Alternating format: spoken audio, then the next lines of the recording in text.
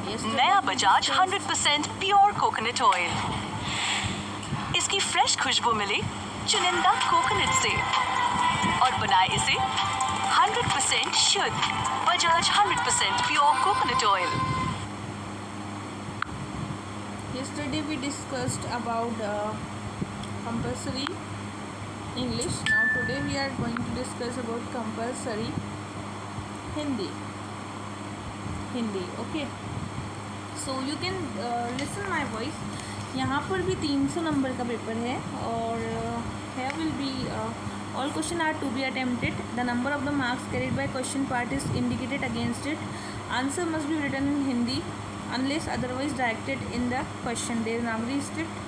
Word limit question whenever specified should be adhered to, and if answered in the much longer or shorter than the prescribed length, marks may be deducted. Any page or portion of the page left blank question come answer booklet must be clearly struck off. ये आ गया आपका पूरा paper, question paper, ठीक है। सबसे पहले है question number 1। इसके अंदर है कि आपको एक क्या लिखना है, निबंध लिखना है। क्या लिखना है? निबंध लिखना है। तो ये जो आप निबंध लिखेंगे, जैसे इसमें 4 निबंध दे रहे हैं। पहला है राजनीति में स्त्रियों की भूमिका। दूसरा है क्या भारत को चीनी अर्थव्यवस्था की वृद्धि से डरना चाहिए। तीसरे भारतीय समाज में तलाक की स्वीकृति में वृद्धि हो रही है। चौथा है क्या कठोर कानून नैतिकता के पालन के लिए बाध्यकारी हो सकते हैं। इसमें से कोई भी एक निबंध आप चूज़ करेंगे और वो कितने मार्क्स का होगा? ऑल ओवर द 100 मार्क्स का होगा, ठीक है।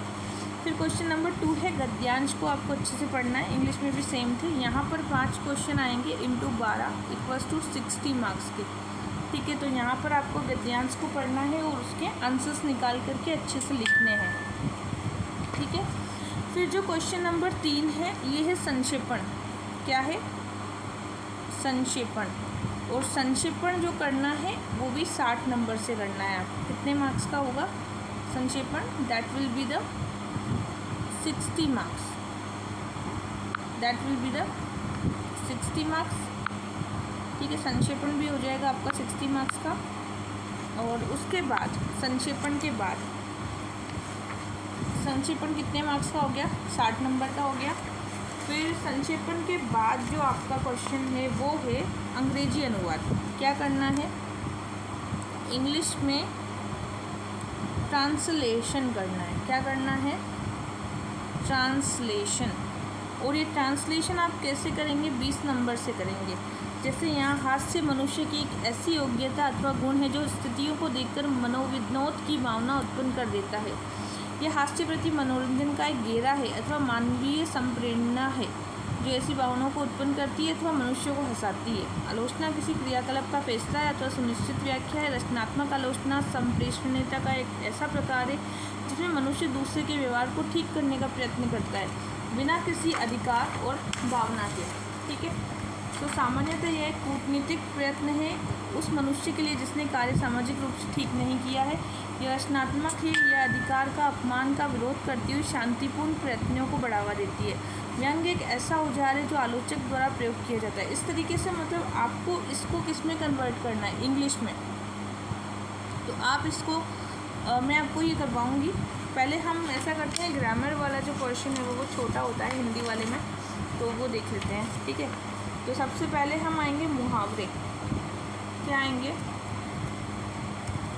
मुहावरे पे, ठीक है। तो जब हम मुहावरे पे आएंगे तो यहाँ पर हमने लिखा है अंगारों पर लौटना। अंगारों पर लौटना, इसका मतलब क्या होता है? इसका मतलब होता है कि क्रोध को प्रकट करना। अंगारों पर लौटना इसका मतलब होता है क्रोध को प्रकट करना। 2 नंबर का क्वेश्चन था ये, ठीक है। अगला क्वेश्चन जो है वो है अक्ल का पर पत्थर फेरना। अक्ल पर पत्थर फेरना। अब अक्ल पर पत्थर फेरना इसका जो बुद्धि भ्रष्ट होना।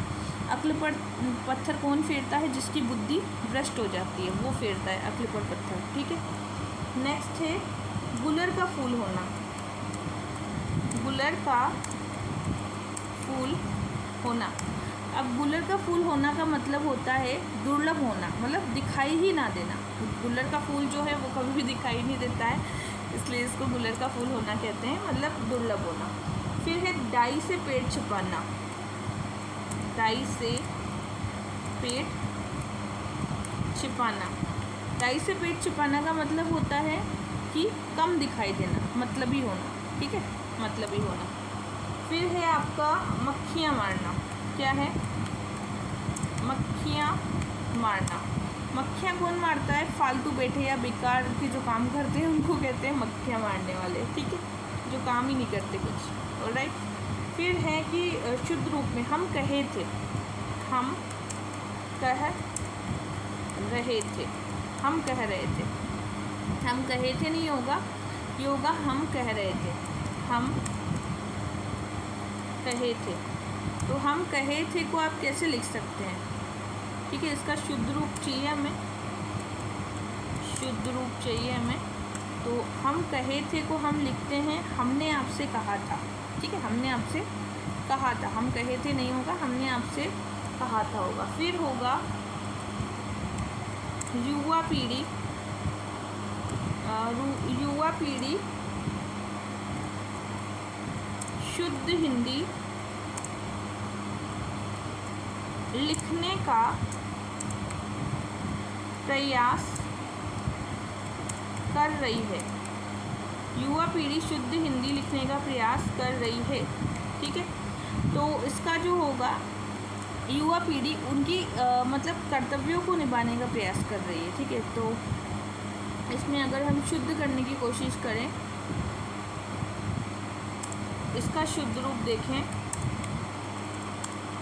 तो युवा पीढ़ी हमेशा युवा पीढ़ी उनके कर्तव्यों को निभाने की कोशिश कर रही है, या लिख सकते हैं युवा पीढ़ी शुद्ध हिंदी लिखने का प्रयास कर रहा है, नहीं होगा कर रही है। पीढ़ी के साथ हमेशा रही है लगता है। युवा पीढ़ी शुद्ध हिंदी लिखने का प्रयास कर रही है। मैं लिख लिया हूँ, ये गलत है। मैं लिख लिया हूँ। अब इसको हमें क्या करना है? शुद्ध करना है। मैं लिख लिया हूँ का शुद्ध रूप क्या होगा? मैंने लिख लिया है। क्या होगा? मैंने लिख लिया है। क्या होगा? मैंने लिख लिया, ठीक है, या मेरे द्वारा लिखा गया है, ठीक है। मैं लिख लिया हूँ का शुद्ध रूप क्या होगा? मैं लिख लिया हूँ। मैं लिख लिया हूँ का शुद्ध रूप क्या होगा? मेरे द्वारा लिख लिया गया है। मैं लिख लिया हूँ तो नहीं हो सकता, ठीक है, या मैंने लिखित में दिया है, ठीक है। मैं लिख लिया हूँ नहीं होगा, मेरे द्वारा लिखा गया है। लड़की प्रणाम करती है, करता है लिखा हुआ है, लड़की प्रणाम करती है। पुलिस ने राम में आरोप लगाया। पुलिस ने राम पर आरोप लगाया। राम में तो कैसे आरोप लगाएंगे? राम पर आरोप लगेगा, ठीक है। फिर हम दो दो पर्यायवाची बताएंगे, ठीक है। इंद्र का पर्यायवाची बताना है हमें।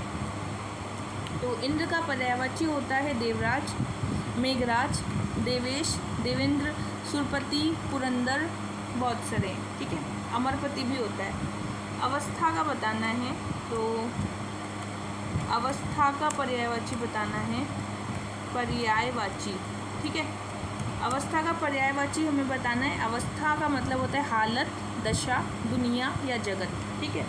फिर हमें बताना है कंचन, तो कंचन का पर्यायवाची बताना है कंचन।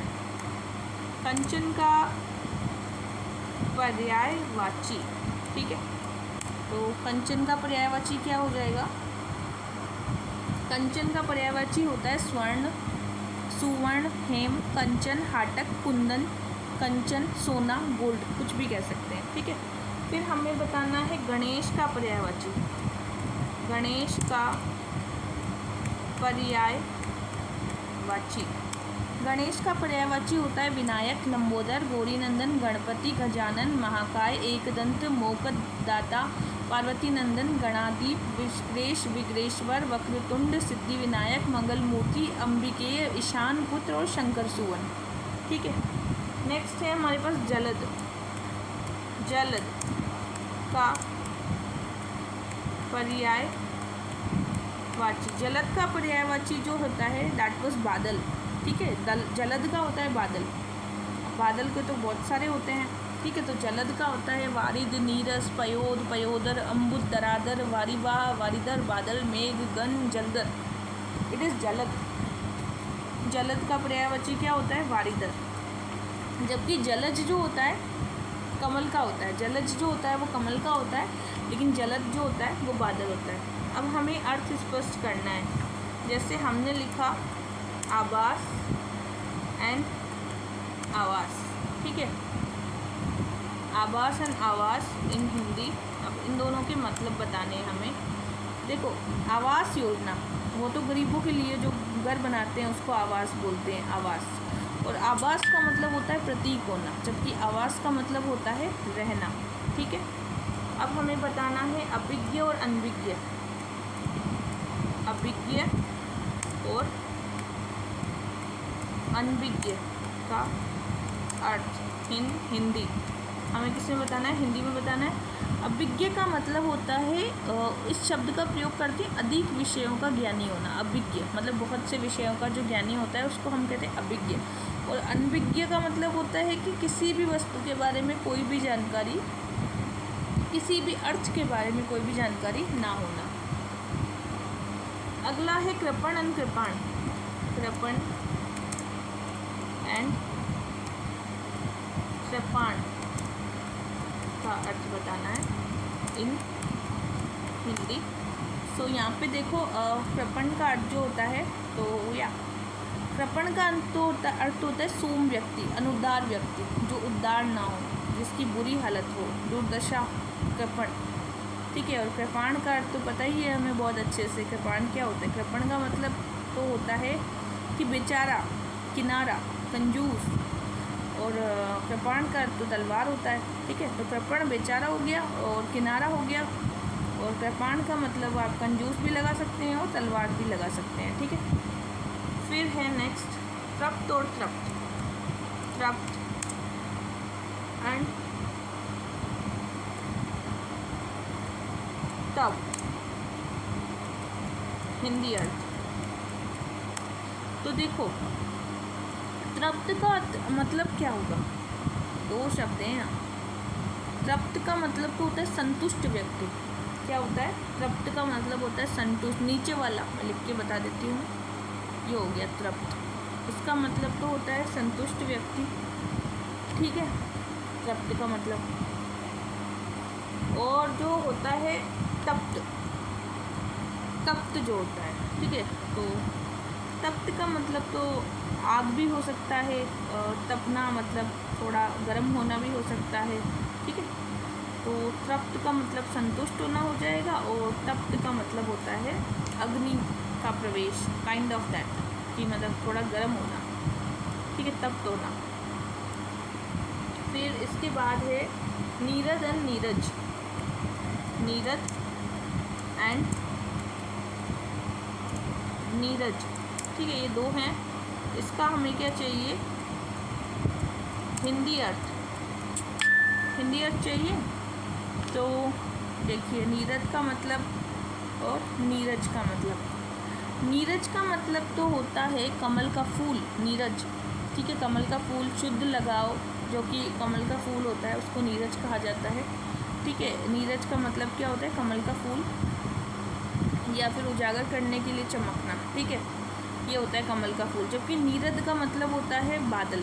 नीरद, क्या? नीरद, नीरद का मतलब होता है बादल, और नीरद का मतलब होता है बादल, ठीक है। और नीरज का मतलब क्या होता है? कमल। ये हो गया आपका नीरज, और वो था आपका नीरद। नीरद का मतलब होता है कमल, और नीरज का मतलब होता है, नीरद का मतलब तो हो गया आपका बादल, और नीरज का मतलब हो गया आपका कमल, ठीक है। तो ये हो गई आपकी हिंदी, इतनी ही आती है। मतलब इसमें आप देख लीजिए, कुछ मतलब 10 नंबर का आ जाएगा आपका मुहावरों के बारे में पूछेंगे, फिर आपके 10 नंबर आ जाएंगे शुद्ध रूप करने के बारे में, फिर आ जाएंगे 10 नंबर आपके पर्यायवाची के, और फिर आ जाएंगे 10 नंबर आपके किसके? अंतर बताने के, ठीक है। रेस्ट जो है ट्रांसलेशन जो है 20 नंबर का है। कितने का? 20 नंबर का ट्रांसलेशन है आपका। और इसके अलावा जो है यहाँ पर निम्नलिखित मतलब शुद्ध भाषा में दीजिए। तो शुद्ध भाषा में देने के लिए आपको 60 नंबर शुद्ध भाषा में देना है आपको। गद्यांश को पढ़ करके आधार पर उसके नीचे दिए गए प्रश्नों के अंतर देने से 60 प्रेसाइज आ गया 60 और 100 नंबर का आपका है ए से राइटिंग। टोटल 300 है और ये सारा कंपलसरी पेपर है, तो मार्क्स नहीं जुड़ते हैं, केवल आपको पास होना है, पास होकर के आपको आगे जाना है।